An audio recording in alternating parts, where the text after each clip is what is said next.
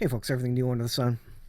Going back to the drawing board a tiny bit, and this is going to be a kind of a looking at numbers sort of video, high level. Not going to get deep into it, but you've seen my timeline of the return of the Lord, and it speculates. Again, I don't know. I've not heard a "Thus saith the Lord" on this, but my initial guess was that the end of 6,000 years of man was around the year 2028. Now, Israel turns 70 years old, or turned in 2018. That means they would be 80 years old in 2028. And why is that important? Well, in the book of Psalms, it says that man is given three score and 10 years, and if by reason of strength, 4 score years. So, if by reason of strength, 80 years, 70 or 80 years. And that means Israel as a nation, if you look at them as a nation and take that kind of as a pattern equals prophecy sort of idea, then you get out of it that 2018 could mark the last 10 years of Israel as a nation. And does that mean the end of 6,000 years of man? I don't know. But the year 2028 also, not just based off that, is also based off the death of Jesus Christ. So many believe that the death of Jesus on the cross that paid for our sins, by the way, I hope you know him. He's coming soon, and he's our only hope. Many believe that death on the cross is the milestone event in the history of the world that kicks off the last 2 days or the last 2,000 years of history of mankind. Remember, that's the most important event, not the birth of Christ, but the death. Now, here's the question. When did he die? Well, most scholars do believe that he died at about age 33. And the Gregorian was supposedly based off the birth of Christ. That's why it was, 5 years BC, before Christ. And that's what that was based off of. Now it's just before the Common Era because they don't want to have any connection to Jesus or religion in the referencing of dates, but it used to be before Christ. So the Gregorian was based off the assumed birth of Jesus Christ. But scholars and historians generally agree that he wasn't born on year one of the Gregorian. In fact, he was born 2, 3, 4, 5 years prior to that. Now, what is it? 2 years, 3 years, 4 years, 5 years? We don't know. It wasn't 10 years. And it wasn't on year one of the Gregorian. That's what everybody agrees. So the question is, how do we determine the age of Jesus? It says, let me move this over here. Let's see. Luke 3:23 shows us that Jesus was about 30 when he started his ministry. So that was the custom. That was the tradition when you start your ministry, when you're a man. And it says 26 to 30 AD. So after the start of the Gregorian calendar. And was in ministry for 3 years, placing Jesus' death at about 29 or 33 AD. Now again, that assumes that he was born, if it was 30 AD, that assumes that he was born on year one of the Gregorian calendar. And that would mean his death was then, 33 years past that, year 33, if you will. And so that ends up being kind of the outward bound of, let me move this up here. That kind of makes the outward bound. So you see this 2023, that's kind of the outside edge of when the end of 6,000 years of man could come. And then you come 7 years off that for the 7-year period spoken of in Daniel. Now, Ken Hovind, for example, thinks the 7-year period actually spans 2 millennia. It's the end of 6,000 years of man. The first 3.5 years is, and then the last 3.5 years, or the wrath of God, happens when God recreates the earth in the millennial reign of Christ. So the first number of years of the millennial reign of Christ is basically God cleaning house, and part of that is the wrath of God. And so that could be, and so maybe we only have to come off 2033 by 3.5 years, and maybe that's when the 7-year period starts.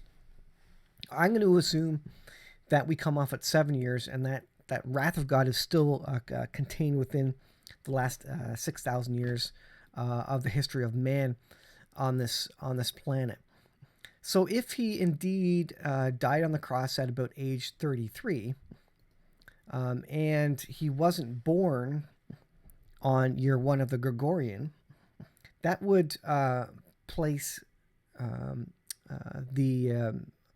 the beginning of, or that would place the last year of 6,000 years really around the year 2028. Again, that gives you 5 years being born, 5 years if he died at 33, 5 years being born 5 years prior to the start of the Gregorian.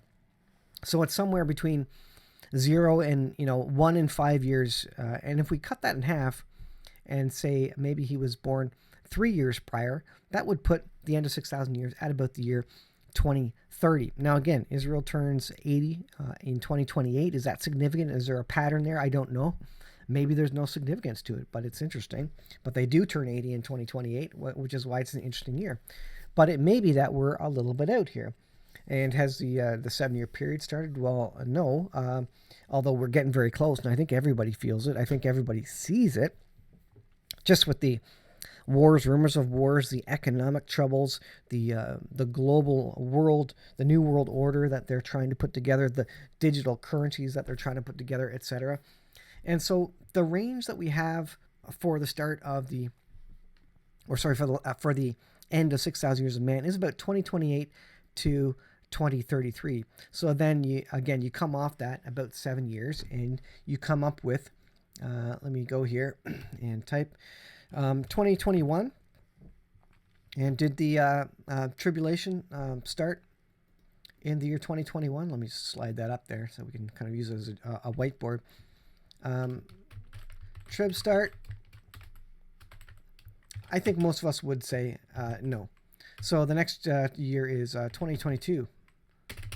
And then did the tribulation start in 2022? Some people do argue that it did, but I'm going to suggest for this particular video that it did not start. So could it start in the year 2023? And that would put us out to 2029 for the end of 6,000 years of man. So now we're getting into the crunch time, where time is running out. There's not a lot of time based on this, even stretching out. If he was born on Gregorian year 1, that only puts us to about 2033 for the end of 6,000 years of man and 2,000 years since the death of Christ. So that doesn't give us a lot of time, and time is very, very short. And I guess that's the key, that time is very, very short. So 2023, could it be the start of the 7-year period? Again, I don't believe it started yet. I think the 4 horsemen of the apocalypse are girding their loins. I think they're saddling up. I think they're getting ready to ride. And as I said before, I think we're going to see indications. And John Haller has spoken of kind of the foreshadowing of the 4 horsemen. You're going to see things that the 4 horsemen bring along in the first half of the 7-year period, the tribulation. The second half is the great tribulation. You're going to see what they're bringing, famine, pestilence, war, a little bit prior to that. There's a foreshadowing that happens before that. And he had a graphic for that, which was very good. And so I think we're seeing that now. I think we're seeing the start of the war, kind of the setup. War and famine and economic collapse doesn't happen out of nothing. It doesn't just all of a sudden appear. It's a buildup over time of a lot of events, and you hear this idea of polycrisis, and this polycrisis is exactly what could kick off the events of the 7-year period, and in fact lead us into the tribulation by way of the Antichrist figure. I think we will get to a point in the world where there is a great war, great famine. We're on the edge of annihilation, extinction as humankind, with nuclear weapons going. So much so to where people are desperate for a world leader, and they will accept an Antichrist figure. And that's kind of where I was going to go originally with this video, and I got off on a tangent. But at least that's an an explanation of kind of where I think we are right now. And I'll have to shift my timeline of the return to the Lord. And as I said before, I will do that. I don't know everything. I don't know exactly when this is going to start. But we're sitting here at the beginning of 2023. Time is running short. However you do the math, it looks like our time is running out. Have we got to 2028 to 2023? We don't have a lot of time left for that stuff to start, even if only half of the 7-year period happens in this last 6,000 years and the second half in the millennial reign of Christ. So with that said, I want to take a look at just quickly a couple articles here. And so we have this idea of mark of the beast, and this is going to be one of the big tells that shows us that we're close. And this is going to be the thing that the Antichrist really puts in place. There's, I think, all the mechanisms are going to be there. He's just going to convince everybody to take the mark in your right hand or your forehead. And if you don't have that, you won't be able to buy or sell. This is a significant and important part and key part of Bible prophecy. This doesn't happen prior in history of the world. This happens when the Antichrist comes upon the world and he implements this mark of the beast. That doesn't mean the technology, the methods, etc., can't be there in place, ready to go. So we have a situation in the world where the economy is bad, and what are they doing? They're taking us to war because the economy is so bad. There's no money. Debt is exploding everywhere. Company after company is laying off and firing people. This is the latest news. Google, they're going to let 12,000 people go. It's about 6% of their workforce. Twitter, let about 5,000 people go. Facebook, let 10,000 people go. Those are the big .com companies that are supposed to be making all the money and supposed to be rich. They are letting thousands of people go, and this doesn't include all the other people who are losing their jobs, from the lockdown, airlines, etc. And so we're entering into a period of recession, and banks admit that. There was a video from FDIC saying, you know what, the people shouldn't trust in the banks, but they do, and they themselves didn't even trust in the banks or have faith in them. Banking institutions quietly admit to inevitable recession, and I will say depression. But the mainstream media and government, they don't want to use the word depression because they don't want to scare people. Remember I said before, we're in a situation now where governments control the media, and the media is happy to go along with it, mainstream that is, and they're in a position where they don't want to scare anybody. If they scare people, that causes a run on banks, that causes riots, that causes revolutions. They don't want that. They want to keep people fat, dumb, and happy, keep everything normal, do everything behind the scenes if they're able to get away with it. And if it takes a little bit of media manipulation, well, so be it. But there is a economic crisis, depression coming, and this war is putting pressure on it. Russia is only too happy to move to a gold standard away from a U.S. dollar. Saudi Arabia is all too happy to start moving away from the U.S. dollar as the world reserve currency and as the petrodollar. And the U.S. is getting, and the Western world is in so much debt. Meanwhile, countries like China and Russia are just hoarding gold to back up their currencies, and they're doing actually well. Russia is doing quite well in terms of debt versus gold holdings and natural resources. At the end of the day, though they aren't living as affluently as you and I, we're all living a fake life right now. And off the backs of really the hard workers in China who are doing all the manufacturing for us, and that chicken's going to come to home to roost. And China and Russia are not happy about that situation. They want to rule the world. They want to have the world reserve currency. So you have this idea that the Fed, right now they're raising rates, but they know a recession is coming, and they're getting ready for it. What will they have to do? They want to get rates just high enough to where they can start drawing them back down to trigger economic growth again, to convince people to get back in the markets and spend money. So they're going to have to start decreasing interest rates. They couldn't do it when interest rates were 0 or 1%, which they were, just a year and a half, 2 years ago. Interest rates were very, very low. They couldn't go below 0. And the reason is you can't go negative because people will take all their money out of the banks. They don't want people to take their money and cash out of the banks because that's what the banks use to do business with other and to loan out to other people. So they can't have a bank run. And so they could never go zero interest rates. And that's why they raise rates to a point so that they can get to 5, 6, 7%, so that they can start drawing when things slow down. They can start going, oh, okay, we're going to cut rates by a percentage. Oh, okay, we're going to cut rates by another percentage, and then go back down. So it's up and down, basically to manage the markets.